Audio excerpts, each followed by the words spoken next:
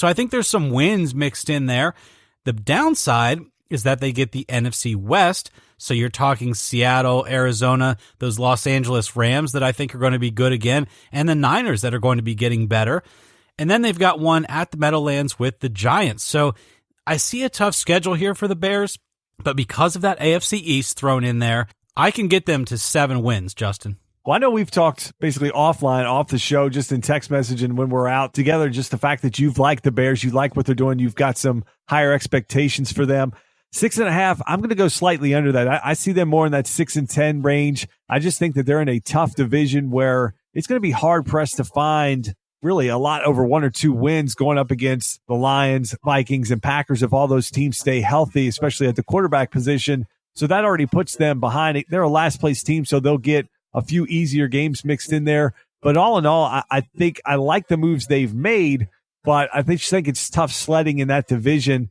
And I hope for Trubisky's sake that he comes out and at least looks good in those games and can stay on the field because, again, the more competent, good quarterbacks you have, it just makes football games better. When you see bad quarterback play and those games are on in prime time or those Thursday night games and you see quarterbacks and teams that just really can't move the ball, it's awful. So I hope at least for the sake of the league that Trubisky comes in and he has a good year for them. Another team hoping that they have a good year because really they've had quite a few mediocre years and no playoff success. That's the Detroit Lions. Coming off a year, they were 9-7, a little bit under the radar based on the division that they're in. But part of that 9-7 was the Packers didn't have their main man under center. So here's the Lions. We've talked about the fact that in the past, this team has really struggled at the running back position. Well, they were pretty aggressive this year in addressing that.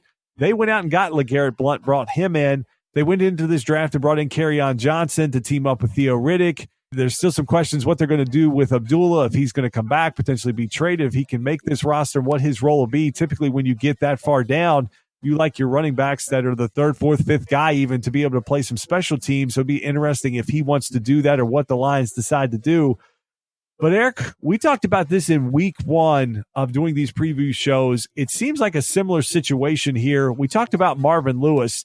And it almost feels like Detroit has a little bit of Marvin Lewis going on at the quarterback position where Matt Stafford is almost too good to get rid of, but he hasn't really had any success on this team. Only 3 times that they've been to the playoffs. They've lost all 3 of those. In 125 starts, he's only 60-65, yet he's currently under a 5-year, $135 million deal. So they fixed the position at running back, they hope. That's been a position that's been an excuse for him. This team has seen some injuries over the years, especially to their line, keeping their receivers healthy. Now you have Golden Tate, you have Marvin Jones, and now you have Kenny Golladay that they're bringing in. So it seems to be they've plugged in a lot of holes. So, Eric, if this team doesn't at least find their way into playoff contention and get there, at what point does the seat start to get hot for Matt Stafford? Or is it a Marvin Lewis-like situation where they just live with it because where are you going to find someone better? Yeah, that's the problem. We talked about this last year that quarterbacks in the NFL just don't grow on trees. And Matt Stafford, he has the distinction of being the best quarterback in the league, never to win a playoff game. But Justin, I'm so tired of this Detroit Lions team. And that's not even because I have anything at stake. It's just fantasy football and just things that have gone on in that division where you need the Lions to step up and take care of the Packers or take care of the Vikings, and they just never do it. And I know with Matt Patricia coming in, I think there's going to be a new fire there at coach, but Matt Stafford is he's just not going to get it done. You have Blount at running back, but he's still part of a large mixture of running backs, which, again, from a fantasy perspective is really annoying. I think from a momentum perspective, it's really annoying. So I just don't know that this team is really any better off than they've been in the past. The Vikings are better. The Packers hope to be better with Rodgers there all year. I think the Bears are going to be better. I'm just tired of this Detroit Lions team. So Matt Stafford, I don't really care. Your question is a valid one and it's a good one, but he is the best quarterback to never, you hear what I'm saying, right? He's never won a playoff game. That's totally unacceptable for a guy of his salary. So I just kind of get tired of talking about Matt Stafford. This team is tired. I'm over them. They're not going to be all that good. It just is what it is. Matt Stafford's career, unfortunately for him, is going to go down as one of those big, mediocre busts when we get to all being said and done for Matt Stafford. Yeah, I agree with you. The fact that he's 0-3 in the playoffs, really had no success. He's under 500 in the games that he started, even in the regular season, and he got signed for that type of a deal is just head scratching, because what you're starting to see is, and we've talked about this on the show, is you either want to be in the contention for Super Bowls or you want to be picking in the top 5 to 7 in the draft to have a chance to get to that point. You do not want to be stuck in mediocrity. And really, that's what I feel like the Lions are. They're just a mediocre team. They're almost like the Ravens of the NFC. They're just a team that's just there. It's just kind of blah. They have an overpaid quarterback that is kind of all hype. You know, Flacco at least won a Super Bowl. Stafford can't even figure out a way to win a playoff game. And again, some of that is the roster that they've put around him. But when you're going to get paid that kind of money, some of those excuses be damned, because you want to sign that big deal. You're taking such a large chunk of the cap away that you can't bring in good players to fill around them. And that's where I think this Lions team has to make a decision. When you look at the teams, you look at a team like Seattle, and we talked about it with the Eagles, where, let's say, for example, the Lions can't make it work this year, and they decide to trade Matt Stafford for 2 number 1 picks for a team that just, they feel like they have a better chance to bring him in and do something. So the Lions not only get 2 first-round picks that they can package and go up and maybe get a quarterback. Again, just like we talked about with Wentz, they now have control of that quarterback, not only for 5 years, but 5 years at the rookie wage scale. That gives them a chance to fill in a lot of holes on their roster that they just simply can't do right now, because they have so much money in a quarterback that really hasn't won anything and hasn't done anything. From a fantasy football side and statistics side, yeah, he's had some great years, but he hasn't won football games. And Detroit is not a free agent destination, and it's damn sure not a destination that guys want to go to and take a reduced salary for, even in a league that's got a hard cap. So that's where I think at some point this Detroit Lions team has to look at what they're doing and say, are we going to be any better? Because at some point, Lions fans are just not going to keep coming to games and watching this team sputter and either fall short of the playoffs or get there and break their heart year in, year out and not do anything. So this, again, is another year. We're talking about this team being second from the bottom, that there's 2 teams that Vegas feels above them, and based on the numbers, significantly above them from what we've seen in these other divisions. Eric, the number Vegas has put on them, and again, this was a team that went 9-7. Vegas has their number set at 7.5. Where do you see the Lions coming in this year? This is a tough one, Justin. I think Vegas is doing a great job in this division. And like you said, that's why there's a lot of big buildings out there in Vegas, because they kind of know what they're doing with this. But I can't get them to 8, at least not confidently. I'm going to take a push on this one. Look, I know they can't win half a game, although they can tie games like they've seemed to have very much success doing in the past. But I can't get them to the 8. I can't get them to the 9 that they were even last year. So I've got to take the push on this. I think there's a lot of losses up and down this schedule. And here's what I really want to say about their schedule and why I really can't feel confident in getting them to the over. It's that their bye is very early on.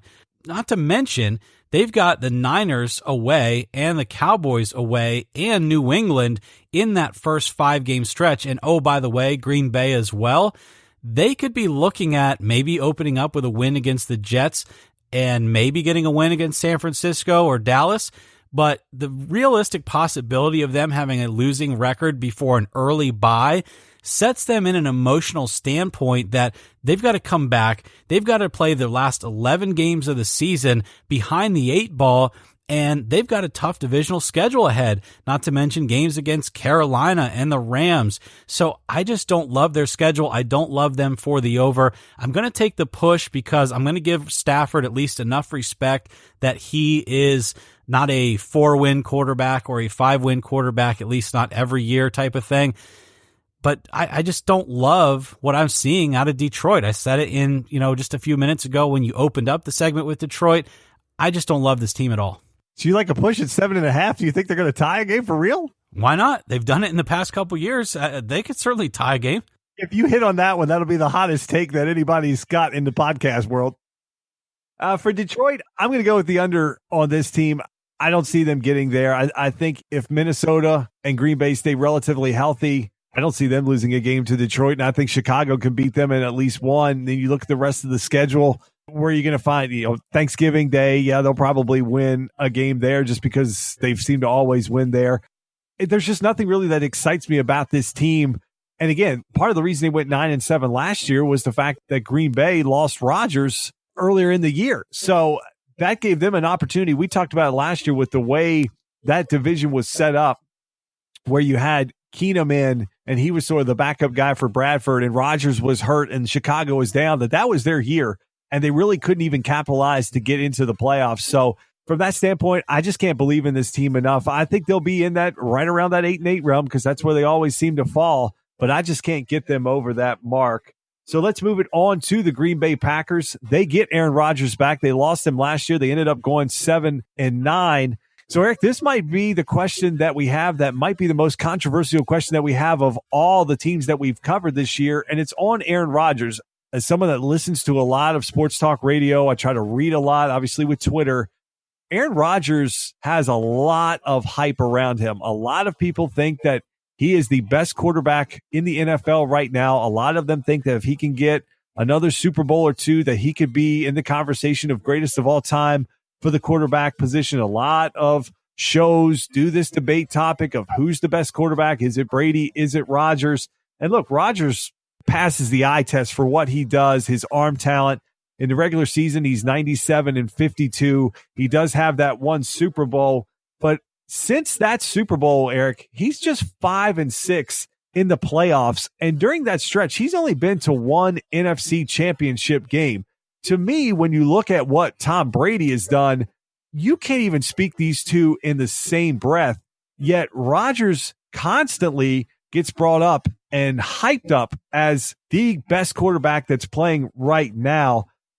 So I got to ask you, with this team, they add Jimmy Graham. They're coming back pretty healthy, obviously, to start the year. We don't know how the season will move on, but if they keep the majority of their parts and pieces healthy, if he stays healthy, and they don't have a year where they're fighting to get to an NFC championship game or he gets them to the playoffs, at what point do we have to question some of this hype around Aaron Rodgers? Well, if people thought I was passionate about the Detroit Lions and how much I get tired of Matt Stafford, I get even more tired of Aaron Rodgers because there's a lot of Green Bay Packer fans in this area. They seem to think that Aaron Rodgers has about 6 Super Bowl rings. It's crazy. You look at a guy like Odell Beckham Jr., and everybody remembers one-handed catches. Everybody remembers all the great things that he does in moments. Aaron Rodgers has a lot of moments. He's very mobile. He has a gun for an arm. He can do some phenomenal things and keep plays going. And really, he's a fantastic quarterback. But he has as many Super Bowl rings as my guy, Nick Foles. So everyone wants to talk about Nick Foles and whether the Eagles will be good or not. If Nick Foles is going to have to play instead of Carson Wentz, guess what? He's got a Super Bowl ring just like Aaron Rodgers. Thank you very much. Aaron Rodgers is overhyped. He is absolutely overhyped. So I'm going to say that, Justin, until he goes out and wins another Super Bowl or two, he's just a one Super Bowl guy, just like any other guy that's won one Super Bowl. Yeah, I think, those Ravens that you mentioned. What about Dilfer? He's got a Super Bowl ring. How is Aaron Rodgers just that much better than all these other guys? He's exciting to watch. Yes. He is a fantastic gunner of the football. Yes. But has he delivered for his team? Roethlisberger has more rings than he does. Russell Wilson has been to more Super Bowls than Aaron Rodgers lately. Aaron Rodgers is put on this pedestal. I want to know why. I really don't understand it either. Look, he does things in the regular season that are phenomenal. And I'm not questioning the fact that his talent. But again, we talk about a lot with the NBA that there's such a hype on Twitter and social media to overreact to things that we see. We've even talked about it with the fact that it does happen a lot now with LeBron versus Jordan comparisons. But even the fact of the guys that are coming up, Ben Simmons, he's the next LeBron. The guy's played one season. The guys do things on one night in the regular season in meaningless games, and people go crazy about them.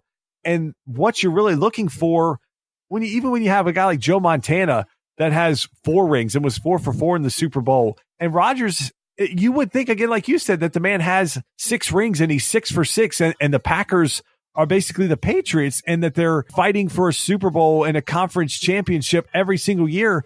And that's just not been the case. Rodgers hasn't been as durable as Brady has been.